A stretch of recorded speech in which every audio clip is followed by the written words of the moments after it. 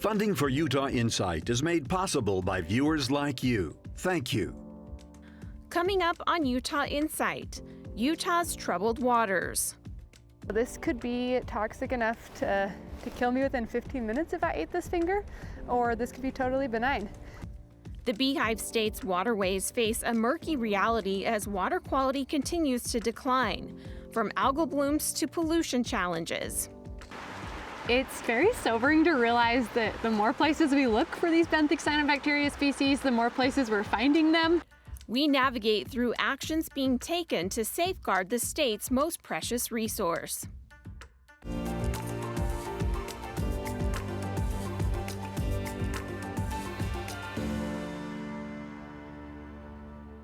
Welcome to Utah Insight. I'm Rayanne Christensen. Tonight we are diving into growing concerns for Utah's waterways. Among those concerns, harmful algal blooms, which have been a known issue for years, but now a new and potentially deadly form of algae is making its presence known. Now you can see here in southern Utah, particularly along the Virgin River in Zion National Park, we do have some health watches, warnings, and advisories are currently in effect, advising against any water recreation. We also have a warning at Utah Lake in effect for Provo Bay, and that is for a harmful algal bloom where they are warning people to stay out of the water and not eat the fish. Testing and raising awareness are key to keeping everyone safe right now. We went along with a scientist from the Utah Department of Water Quality to see how they're working to protect the public. Utah's picturesque lakes, rivers, and streams are a haven for recreation. But in some waterways, hidden dangers are lurking beneath the surface. You would not want to eat this. You would not want your dog to eat this. So at a high enough dose, it's known as very fast death factor because it will paralyze your respiratory system and result in death within 15 to 20 minutes. Benthic cyanobacteria, harmful algae mats, were not even on our radar until 2020 when there was a mysterious dog death in Zion National Park, so just upstream from here in the Virgin River. In 2023, also in the Virgin River, but through a part of St. George, another puppy died after playing in the water where benthic cyanobacteria was found. And the more we look, the more we're finding them, and we're now being able to connect the dots between, mysterious dog deaths, human illnesses, and the presence of these species. This isn't the same type of harmful algal blooms like we are used to seeing in our lakes and reservoirs where the water turns bright green or blue. In addition to standing water, these lesser-known benthic cyanobacteria algae mats are being found in flowing waters like rivers and streams. We have seen it growing, though, even during the winter. Dr. Bonner says she and her team with the Utah Department of Environmental Quality are diligently investigating these algae mats that can produce deadly toxins. Oh, here we go. So I found some cyanobacteria over there as we were doing the investigation of this recreational site. I'm going to be collecting both a taxonomy sample to actually look at the species of cyanobacteria present, and then also a toxin sample to see if there's any common toxin production occurring. Actually, I'm going to put a little water in here just to keep it happy. Yeah, scary bottle. Dr. Bonner believes the rise in recreational activities and environmental changes could be contributing to the growing presence of this algae. Ooh, yeah. You can't tell if a mat is producing toxins or not visually, but you can get pretty good at identifying what cyanobacteria looks like or what this harmful algae looks like, so you can know what to avoid. Here's what she says to look for: carpet-like coatings, mats, or a sticky mucus-type substance at the bottom of lakes or rivers. You can see right here in that early mucusy, it's really gross actually, it's like extra boogery.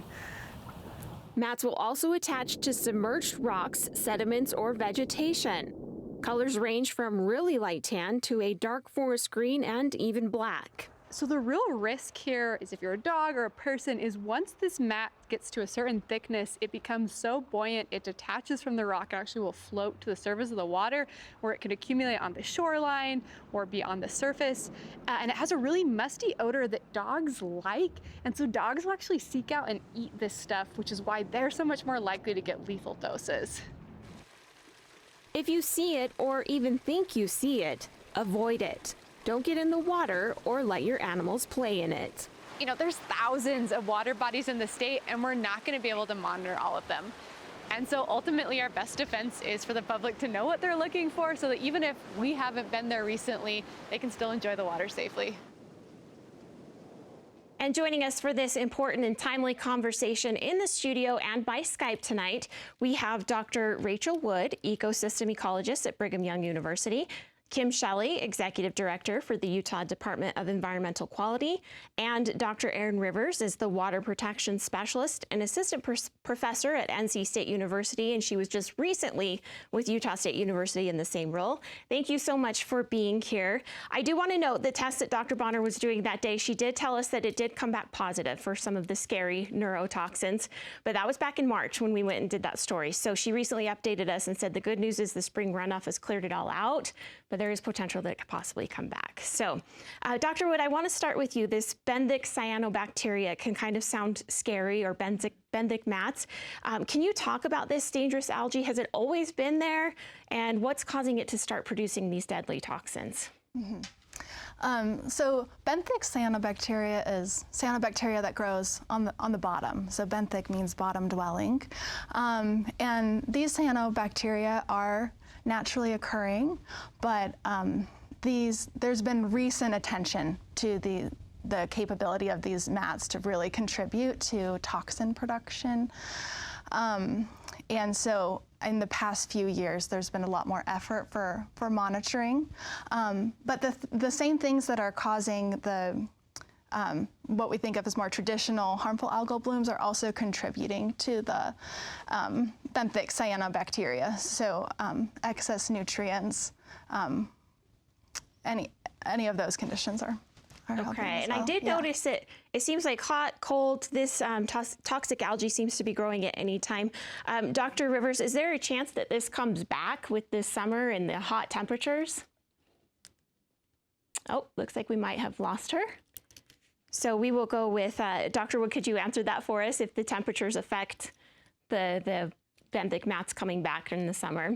Right, certainly. I think it could depend on exactly the waterway. So for instance, like the surface algae, when the conditions are warm and if waters are more stagnant, they're going to have an advantage, a competitive advantage over benthic algae. And so it's kind of hard to predict, and I think we're at a place where we're trying to really figure out those seasonal patterns, but I think it is something that we should be on the lookout for and monitoring. Okay, and then we don't want to scare people, but we also want people to be aware and safe. So, Kim, is there other defenses besides public awareness, or is it really just public awareness? It all comes down to public awareness, and that's where we rely on our partners to get the information out there. As you can tell, there's a fantastic team, both at our research universities, at the Department of Environmental Quality, through our local public health departments, that spread the word and make the public aware. Fortunately, this material is something that people can recognize, and it doesn't look natural, and it doesn't, with the exception of dogs, it doesn't look like something that you want to recreate in. So that is one thing that we have going for us, but definitely we want the public to be aware to keep themselves safe. Okay, and Dr. Rivers, I know that it was mentioned that the movement of the water could be exacerbating the growth of these harmful algae. Is that something that is contributing? These are in recreational areas where people are actually in the water a lot. Absolutely, and it really depends on the species that are present as well and kind of what their life strategies are.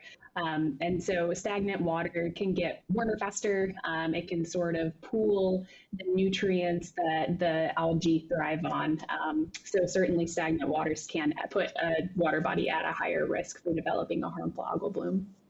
We have learned that the dog deaths and the health scares from the past few years, what lessons have been learned from those past incidents, Kim, with the water quality management strategies? Yeah, definitely that we are working to have more predictive tools. That is something that, monitoring is key. And you mentioned earlier the public awareness as well is also key. So we do maintain a hotline that folks, if you're out recreating, you can call in, you can send us a photo to help us track that, and then we'll go out and sample. And we have much more reliable tools now that we've been able to develop since some of those, that unfortunate dog death and some other reports that we've had of illnesses resulting suffering from exposure to some of the toxins. And the public being aware is really important. So we do want to mention that in addition to doing visual checks, there's a website, habs.utah.gov.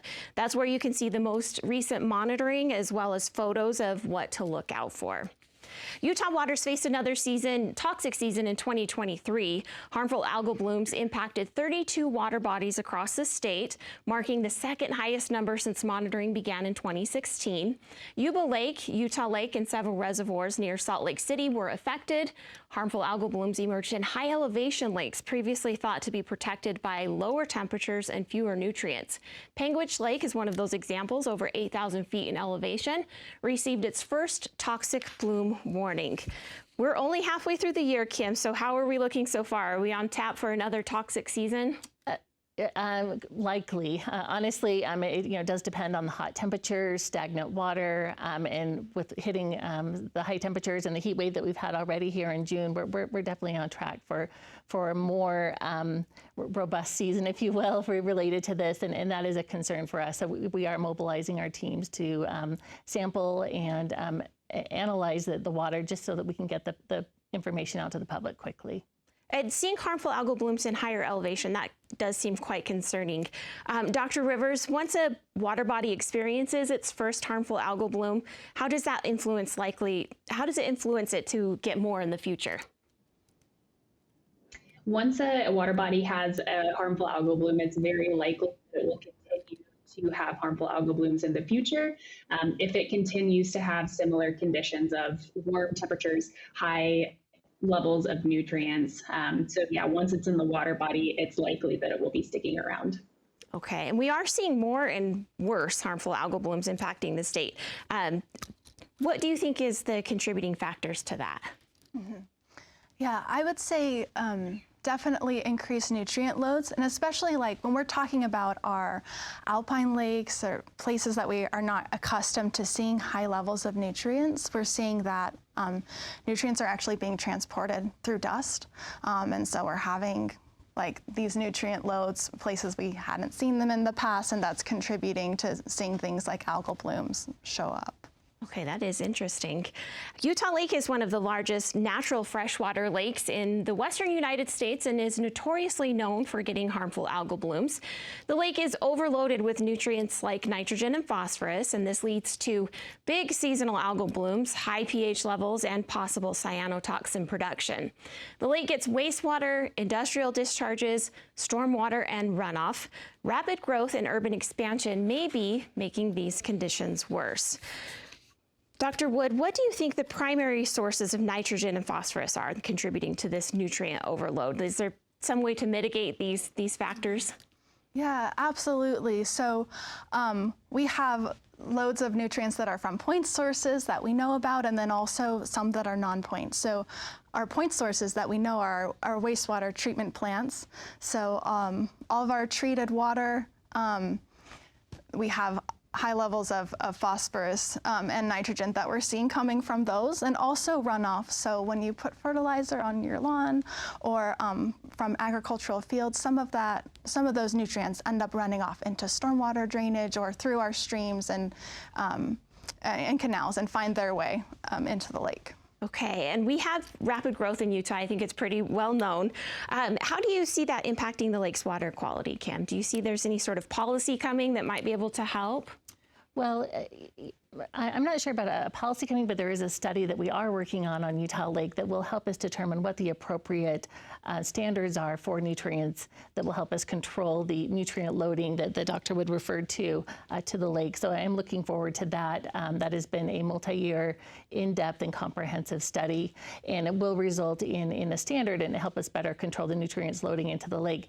Growth certainly does contribute. More people means more wastewater, means more impervious surfaces, so we're having more runoff as well.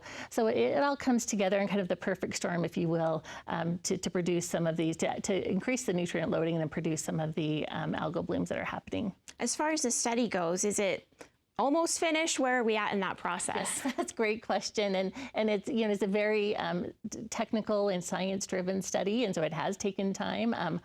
Science, we want to make sure that we are doing it right and considering everything. Dr. Wood mentioned air deposition, and that is something that is an evolving science and evolving understanding here in the state of Utah and how nutrients make it to the lake. So we are nearing the end of phase 1, which will help us establish the standard, and then we'll move on to phase 2, which is implementation, which will implement those standards into some of those point sources and help us guide some of the non-point sources, their discharges as well, help them control them better. Okay, we do have some cities trying to help with Utah Lake as well. The city of Provo has teamed up with the EPA and the Utah Department of Environmental Quality to help clean up Utah Lake. Take a look. What is a wastewater treatment facility? A wastewater treatment facility takes municipal sewage, basically what comes from your toilets, sinks, drains, and cleans it so that it can be re-released to the environment. There are new regulations that go into effect for Provo in January of 2025 to remove phosphorus. And phosphorus is one of the nutrients that causes the harmful algal blooms that happen in Utah Lake. And so it's to limit that and reduce algae blooms. This really feels like a step in the right direction for sure. Dr. Rivers, what are your thoughts after seeing this? I think this is going to be such a fantastic direction for the city of Provo, and I do hope that more wastewater treatment plants follow in their footsteps.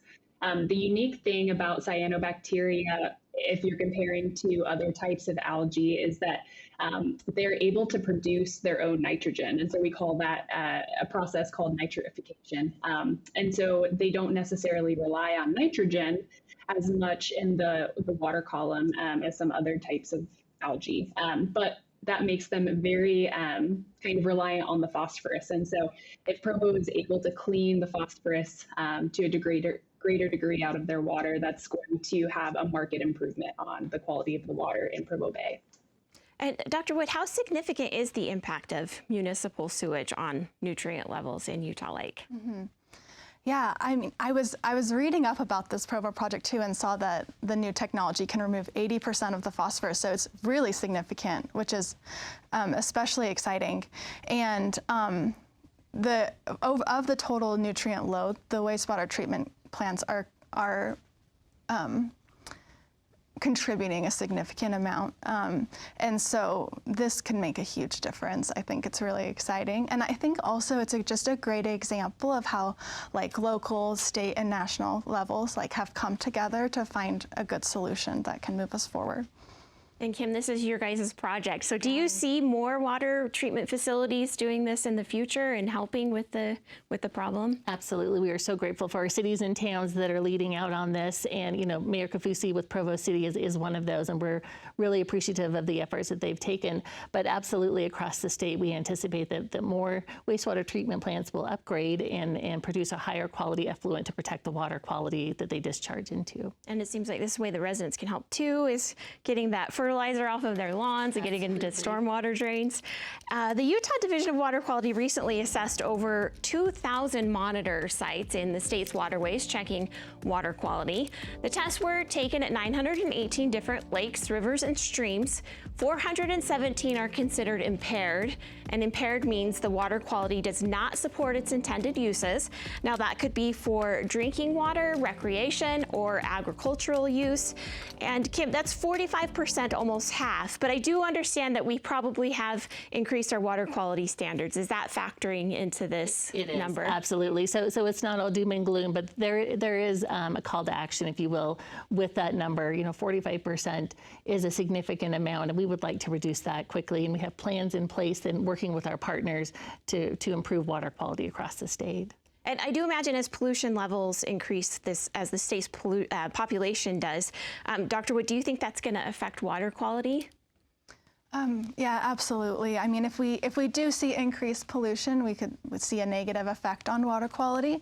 But I don't think that necessarily has to be the case. If we can have water-wise development and keep contributing, like one thing that can really help improve water quality is having higher amounts of good quality water entering our waterways, right? And so I think that we have a good opportunity to just be smart about what we're doing, and it doesn't have to be like a doomsday situation. Yeah. Okay, Dr. Rivers, how does water quality impairment specifically affect the ecosystem services and functions of the lakes, rivers, and streams?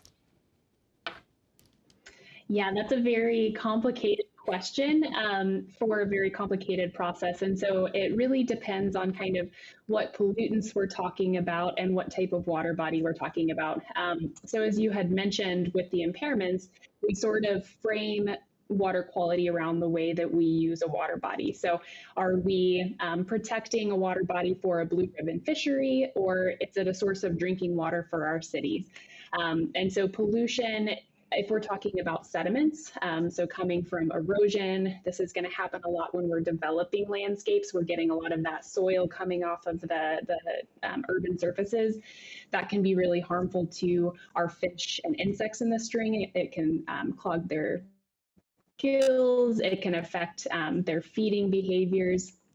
If we're talking about things like metals that might be associated with cars or other industrial types of processes, then that can have toxic effects to our wildlife. And then, of course, we got things like bacteria and nutrients. And so it's very complex, but pollution absolutely will affect our aquatic ecosystems and the wildlife that those water bodies support. Thank you.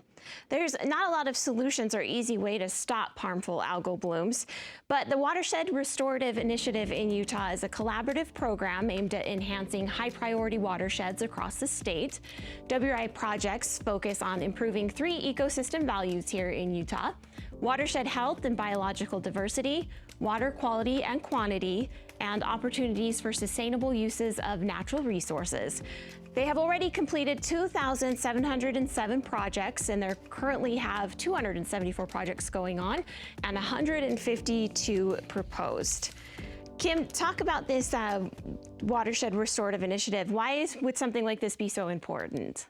Oh, it's absolutely critical for us in improving water quality. And as Dr. Rivers mentioned, you know, water quality is so critical for our quality of life. We drink water, we recreate in it, and we use it for industrial purposes, which helps our economic growth.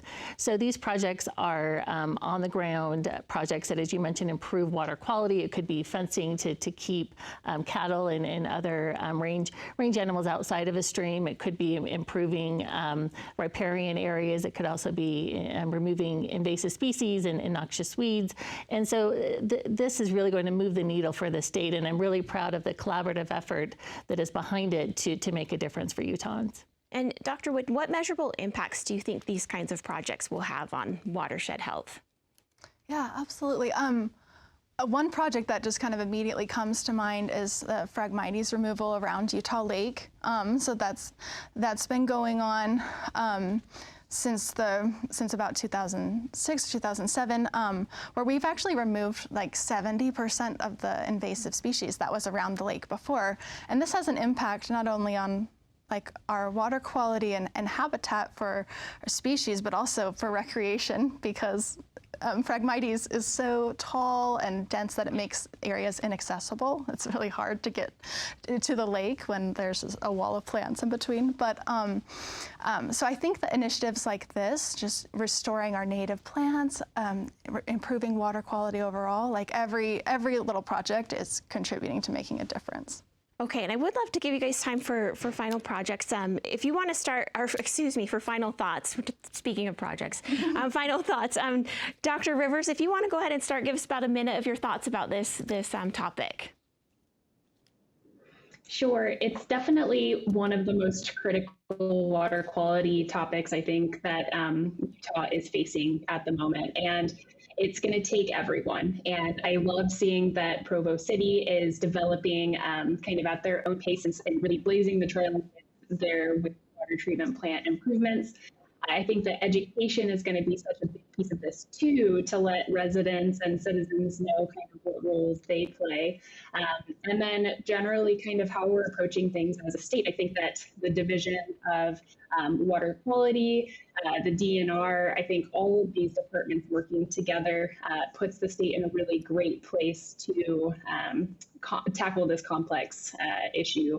And it's coming at a time where Utah is, we're developing quickly right now. So I think that the state has a really good chance to get on top of things, but it's going to be a collaborative effort. Okay, Kim, do you have some quick thoughts? Yeah. Dr. Rivers summarized that really well, but I do just want to say and emphasize that it is a collaborative effort. Every Utahn, wherever you are in the state of Utah, you're standing in a watershed, so you're part of the solution as well. So having an awareness, having the public be engaged is only going to improve the situation here in Utah. Any final thoughts, Dr. Wood? I love how you mentioned that wherever you are, you're standing in a watershed, because I think we think a lot about our rivers and our lakes and their quality like within themselves. But if we want to improve the water quality of, say, Utah Lake, we really need to improve the whole watershed and what we're doing at a watershed scale. And I think that there are just things that we can all do to contribute to help with this effort. And I also think it's important too for us to kind of become reconnected with our waterways. Perfect. Thank you so much. A lot of good information here. A lot of topics that we could discuss longer. I know it takes a lot of time to cover this discussion. Thank you so much for watching Utah Insight. Next time, we will be talking about understanding AI in an election year and how this new technology could impact voters. And can Utahns trust the information they're getting? Experts are going to share tips on what Utahns should be on the lookout for during the election season. And we want to hear from you. You can share your thoughts using the methods on your screen. That's social media, email, or you can call in. Thanks so much for watching Utah Insight, and we'll see you back here next week.